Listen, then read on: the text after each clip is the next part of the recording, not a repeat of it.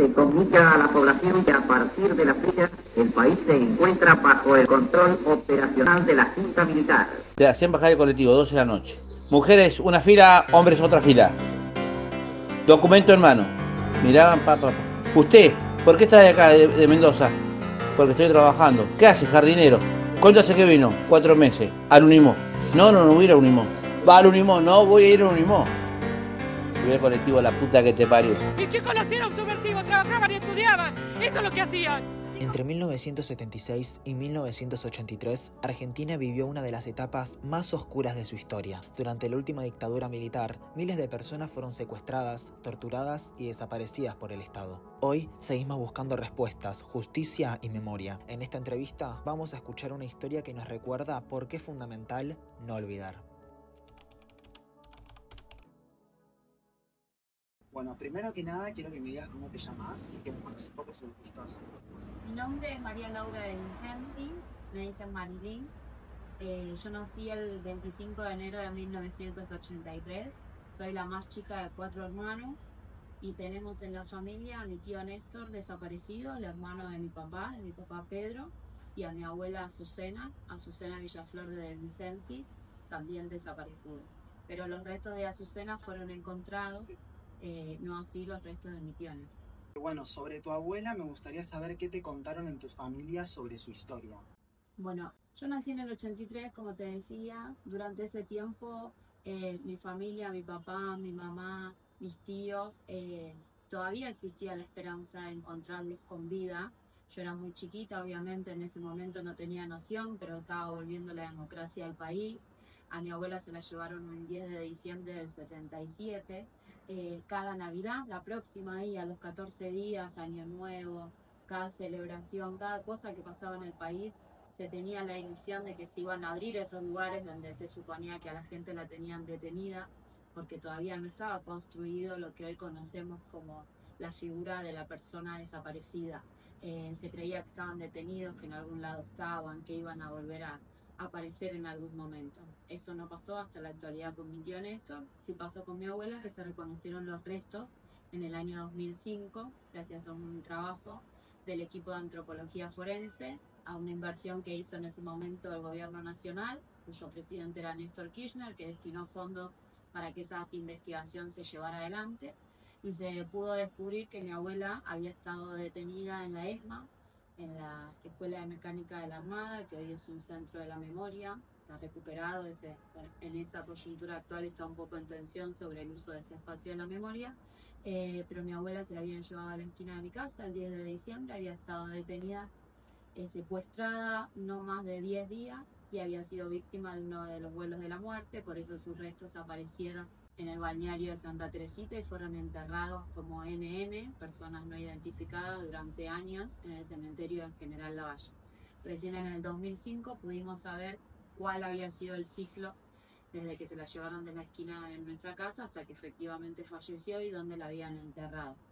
Cuando yo era muy chica, en mi casa, como en la actualidad, digo, es un tema muy triste, digo, es un tema muy triste para la sociedad argentina, es un tema muy triste mundialmente, pero en lo que es particularmente a mi familia se vio muy afectada con el secuestro de mi tío Néstor y de su novia Raquel, que también fueron secuestrados.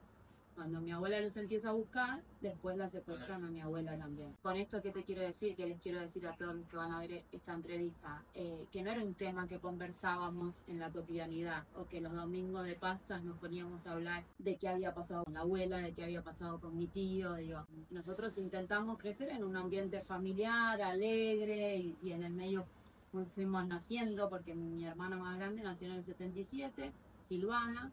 Alejandro nació en el 74, Eduardo nació en el 80 y yo en el 83.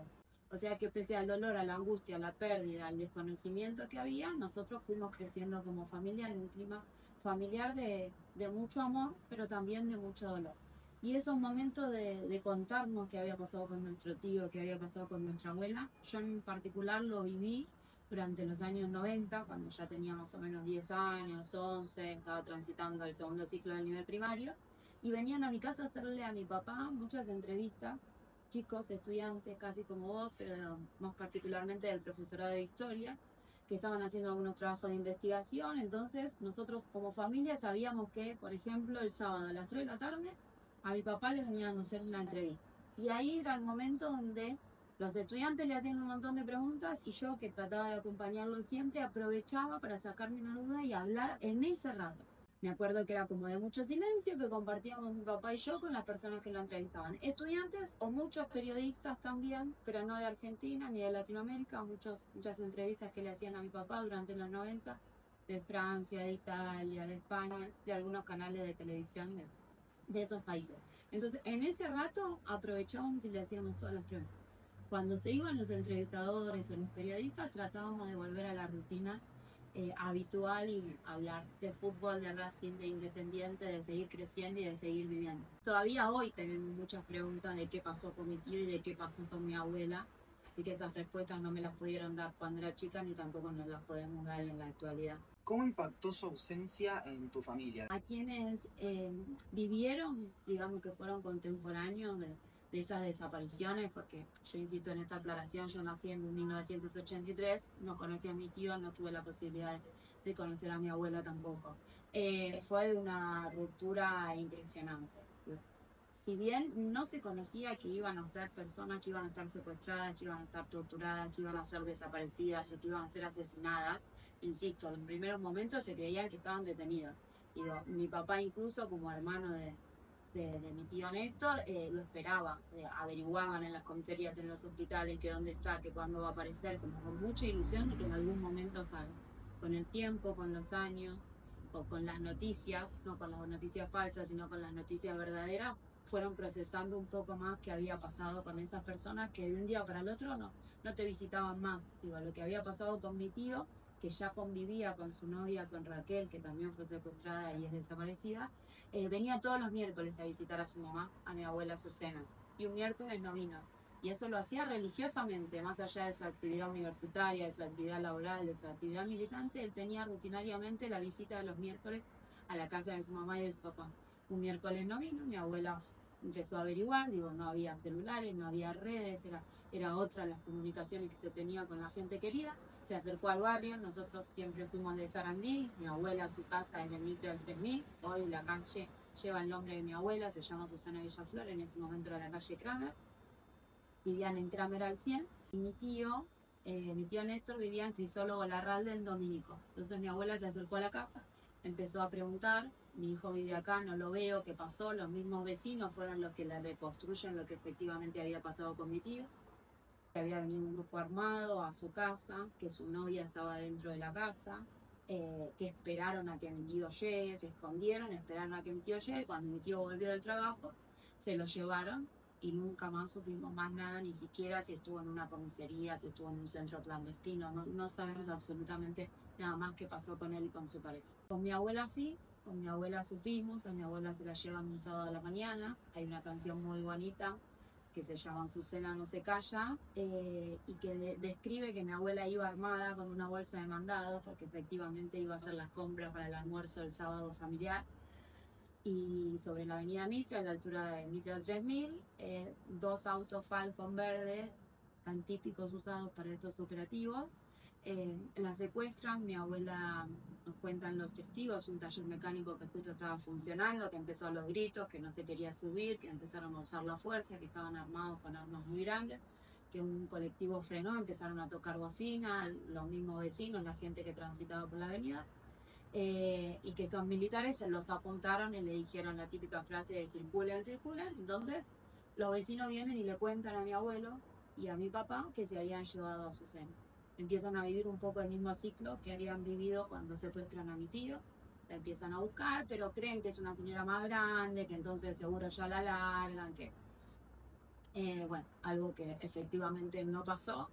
La historia de ellos se dio con un cambio rotundo y absoluto. Digo, mi papá de un día para el otro dejó de ver a su hermano y a su cuñada, de un día para el otro dejó de ver a su mamá, a los 2, 3 años fallece su papá, mi abuelo que se llamaba Pedro también, quedan mi papá, mi tío Toto, mi tía Cecilia en ese momento acababa de cumplir 15 años, toma un poco el lugar de mi abuela en los quehaceres de la casa, digamos, le cambia la vida absolutamente. Pero bueno, todo esto es lo que a mí me fueron contando a medida que fui creciendo, porque yo no tuve la posibilidad de conocerlo. Y lo que sí te puedo decir también, que incluso habiendo nacido en el 83 y no habiendo tenido la posibilidad de conocer a mi tío y a mi abuela, mi historia ya me la cambiaron antes de nacer, porque esto que charlábamos del domingo, de la familia, de la unión, de esos abuelos y esas abuelas, bien de las rutinas italianas y con esas costumbres que tenían ahí los de Vincenti, se vieron totalmente coartadas, porque bueno, faltaban pilares de la familia. Y nos faltó eso, muchas veces lo charlamos con nuestros primos también, que nos faltó esa juntada familiar y que yo digo, yo soy la Marilyn que soy, estoy muy orgullosa, tengo muchas cosas para mejorar, pero que Marilyn hubiese sido si hubiese tenido los consejos de mi abuela, es algo que nunca lo voy a saber, pero es algo que me lo pregunto. ¿Cómo la recuerdan y honran hoy en día?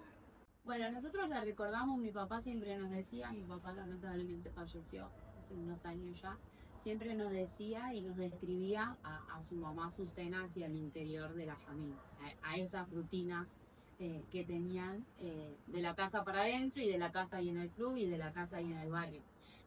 Creo que hay dos Azucenas, una, la que fue mi abuela, la que mi papá nos describía, la que hace poco descubrí que le gustaba la cerveza, también como yo, que en esa época no era tan común que las mujeres a la tardecita se tomen una cerveza. Mi abuela no solo fue pionera a la hora de decir, juntas vamos a conseguir, vamos a hacer más ruido, la lucha tiene que ser una lucha colectiva, individualmente no vamos a conseguir nada. Esa fue la gran frase que mi abuela dice y por lo cual se la titula como la madre de las madres o una de las fundadoras del movimiento Madre de Plaza de Mayo. Digo, también hubo un montón de cosas que fue demostrando a lo largo de su historia de cómo era de avanzada en pequeñas acciones que mi papá nos cuenta en cuanto al cuidado de sus hijos, que eran 4, y decía, mi mamá tenía un talento especial para saber cuál de los 4 necesitaba más el cuidado de ella en algún momento, porque estábamos enfermos, o porque estábamos tristes, o porque estábamos pasando por algún momento especial. Entonces tenemos esa Azucena que es más al interior, en esa rutina de ama de casa típica de la época, y tenemos la Azucena que trascendió la frontera, que por la cual hoy vos me estás haciendo esta entrevista, que es la que puso en jaque junto con otro colectivo de mujeres, amas de casa, insisto, armadas con bolsa de mandado, y puso en visibilidad internacional que en Argentina se estaban llevando gente que no se sabía dónde estaban, miles y miles de jóvenes, y que gracias a empezar la lucha del movimiento de Madre de Plaza de Mayo, yo creo que la dictadura no duró más o no fue todavía aún peor de todo lo trágico que fue. Me gustaría preguntarte cómo fue el proceso de búsqueda. Cuando mi abuela se entera, como te contaba antes, que mi tío no viene el miércoles, lo empieza a buscar, empieza a ir a donde hoy iríamos si nos falta alguien. Digo, por ahí hoy lo que haríamos es enseguida una foto, se busca, se perdió, digo, ese esquema tecnológico, esas herramientas tecnológicas no estaban. Entonces iríamos a un hospital, por ahí tuvo un accidente, quedó inconsciente, no está. Ella tenía el dato de que había fuerza de seguridad en la puerta de su casa, entonces empezó a ir a las comisarías, empezó a haber curas, digo, el poder de la iglesia siempre fue muy fuerte, en el momento de la dictadura también, digo, de un lado de apoyo y de otro lado de resistencia, empezó a ir a iglesias, empezó a ir a comisarías, como te decía, a hospitales, y en el medio de esta búsqueda se da cuenta que hay otras mujeres que también estaban buscando a personas que no encontraban, a familiares que no encontraban. Entonces se cruza con algunas de esas caras conocidas ya en una comisaría, después en un hospital, después en una iglesia, y es ahí donde tiene la decisión, la brillante idea de decir, dejemos de buscar individualmente cada una a nuestro familiar, juntémonos. Al principio tiene la idea, acuerdan de ir los viernes a la Plaza de Mayo, a lo que hoy ya se conoce como la tradicional Ronda de las Madres. Las primeras veces que se juntaron, la primera vez un 13 de abril, fueron 12 madres que se juntan un viernes, después lo cambian a jueves porque dicen que los viernes era día de bruja, entonces había algo ahí y empiezan a caminar los jueves, empiezan a juntarse los jueves. El tema del caminar y el pensar a moverse, y por eso el tema de la ronda, fue porque no estaba declarado el tema del estado de sitio y estaba militarizado el país, pero fundamentalmente la Casa Rosada, donde estaba el presidente de facto en ese momento, y les dicen circulen, circulen. Ellas querían juntarse en un rincón, ponerse a hablar, pensar en herramientas, compartir historias. empiezan a decir circulan, circulan, entonces tienen la estrategia esa de circular alrededor de la pirámide, mientras van charlando y van pensando estrategias de búsqueda colectiva de sus familiares detenidos desaparecidos. Eso pasa cuando mi abuela toma la posta en la familia de la búsqueda de mi tío y de su novia Raquel. Ahora, cuando mi abuela desaparece y se la llevan a mi abuela secuestrada de la esquina de casa, se da una situación muy compleja porque también, digo, en la división de las tareas tradicionales de la época, digo, mi abuela era la ama de casa, le cambia por completo la rutina, empieza a cruzar a tomándose el colectivo no solo a la Plaza de Mayo, sino también a encuentros que tuvieron en La Plata para la organización y demás. Mi abuelo la apoyaba en la búsqueda hasta ahí porque también tenía mucho miedo de que le pase algo a ella, porque creía que, así lo decía, Néstor ya va a aparecer, en cualquier momento va a aparecer. Cuando se llevan a mi abuela, mi abuelo empieza un poco a ponerse en campaña por la búsqueda ya no solo de su hijo y de su nuera, sino también de su esposa. El movimiento de Madre de Plaza de Mayo tiene la particularidad de estar compuesto por mujeres, porque se suponía también que eran las que menos iban a reprimir si eran mujeres. Entonces mi abuelo toma ese lugar, no siendo mujer, lógico, sumándose, pero al poco tiempo se enferma y después terminó falleciendo. Y me gustaría preguntarte sobre los medios de comunicación, de noticias falsas que me habían nombrado anteriormente. ¿Qué querían mostrar los medios de comunicación? ¿Qué noticias daban? Bueno, creo que el gran título que describe un poco es Ganamos Malvinas o una cosa así. Fue en la revista Gente, el diario Clarín, digo, como hoy, viéndolo tantos años después, es una verdadera clave de la mentira. En lo particular querían marcar esto que también era un eslogan de la dictadura, derechos y humanos. Los argentinos somos derechos humanos, mientras se estaba jugando el mundial y mostrar un país de paz, de orden. ¿Por qué crees que es importante seguir hablando de memoria y derechos humanos en la actualidad? Yo creo que es importante siempre hablar de memoria y de derechos humanos para que no se vuelvan a cometer las mismas atrocidades que se cometieron. Porque incluso con el mayor de los pecados que puede haber cometido cualquier militante de cualquier espacio político, sea un espacio político revolucionario, armado o no, digo, cualquiera de los pecados, sabemos que nosotros nos ampara una constitución y debemos cumplir primero un juicio y después cumplir una condena, y como familiares todos tenemos que tener el derecho de poder visitar a esa persona si es que efectivamente incumplió alguna ley y se lo declara culpable, y saber dónde está y poder llevarle un plato de comida. Lo que llevó adelante la dictadura militar, con la desaparición sistemática de personas, con la tortura a mujeres embarazadas, con el robo de bebés y la falsificación de la identidad. Se encontró el nieto 143, la nieta 143, lo estamos celebrando, pero todavía faltan muchísimos más. Nada justifica el dolor que le provocaron a mis familiares en particular, pero creo que a la sociedad argentina en su conjunto, y mantener viva la memoria y los derechos humanos nos va a permitir que nunca más nadie pueda vivir lo que vivió mi familia y lo que vivimos como sociedad, y todavía lo que esperan esos familiares de reconocer la identidad de sus nietos, nietas, primos, primas, hermanos que seguimos buscando. ¿Qué mensaje te gustaría dejarles a quienes van a ver esta entrevista en el acto escolar? Bueno, primero unas felicitaciones enormes al equipo directivo del colegio, que entiendo que para que estas cosas sucedan es porque existe la voluntad político-pedagógica para que esto suceda, así que mis agradecimientos para con ellos. Después para los profesores, que seguro también están atrás de este proyecto, para vos en particular, que sos quien me contactó, y para todos los que vean la entrevista, que humildemente, así como una chica de 42 años de Avellaneda, que seguramente nos podemos cruzar en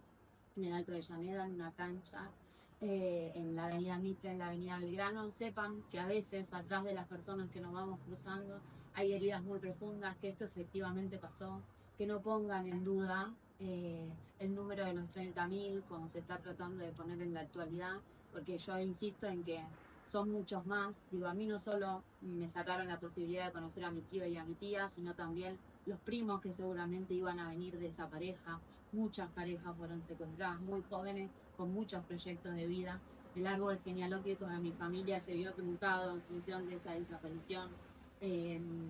el conocer a mi abuela y el que mi abuelo goce un poco más tiempo de buena salud también se vio truncado, y fundamentalmente se vieron truncados muchos sueños de un país mejor, de un país más justo, que son los mismos por los que lucha gran parte del pueblo argentino y por los que ojalá los que estén mirando esta entrevista también los compartan, que es educación para todos, que es salud para todos, que no importa en qué casa o en qué familia nacimos, sino que todos podamos ser lo que medianamente deseamos. Sabemos que el esfuerzo de cada uno puede marcar una diferencia, pero es muy injusto porque nacemos o algunos nacen en una familia de mucha vulnerabilidad, que tengan un solo destino, que es la supervivencia, digo yo. Yo digo que la sociedad argentina no se divide en clases sociales, baja, media y alta, sino que nos dividimos en dos grandes polos, los que solo pueden sobrevivir y los que tenemos sueños y derechos a vivir. A mí me gustaría que todos podamos vivir en una sociedad donde los sueños se puedan cumplir, y por eso lucharon mi tío, su novia y muchos y muchas de los 30.000 desaparecidos.